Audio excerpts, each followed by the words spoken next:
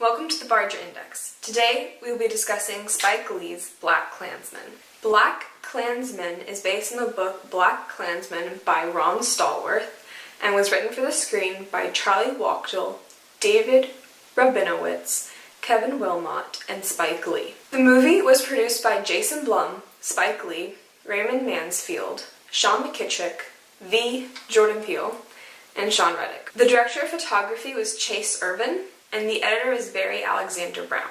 The film is at an F because there is 0 behind the camera, which is unfortunate, and there were 5 people of color and 7 white people behind the camera, and that balance gives it about a 0.71. So the points right now is at 0.71, which is still an F. The film stars John David Washington as Ron Stallworth, Adam Driver as Flip Zimmerman, Laura Harrier as Patrice, Jasper Pakunin as Felix, and Topher Grace as David Duke. There was 1 woman of importance and 4 men, and 1 over 4 is a quarter, so 0.25 for women on that. There are 2 important people of color and 3 important white people. 2 over 3 is 0.67.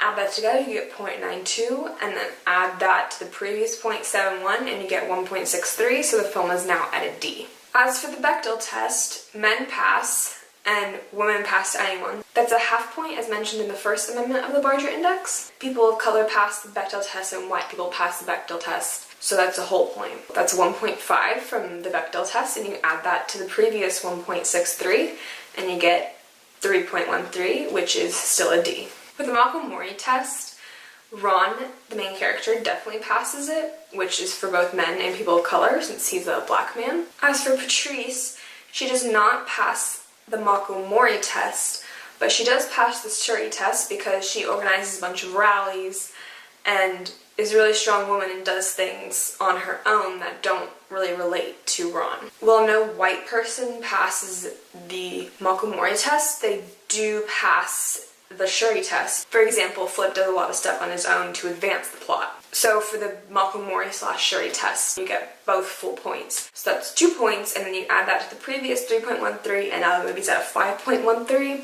which means it's at a C now. I did not notice any male gaze or camera lingers, so then that's another point. Add that to the 5.13, you get 6.13, rounded down to 6, which leaves the film at a B. Which makes sense because it would have been better if there were more women behind the camera. There were none. That was a huge hit. I really recommend this film, especially as protest art. It's really impressive. It brings up important questions about religion and race, white power versus black power, police violence, black policemen, etc. I actually saw the film about a week ago, and I just keep thinking about it, and I really want to see it again because it's one of those movies you have to watch multiple times to really process everything it has to say. The one question I do have is, yes, it's diverse, but also it's only diverse between 2 races. I say people of color, but people of color versus white people isn't 2 races, and it doesn't seem fair to present it that way. I don't know how the Barger Index can address this, but how diverse is it really if it's not a multitude of races? It's something I'll keep thinking on. If you have any suggestions, let me know.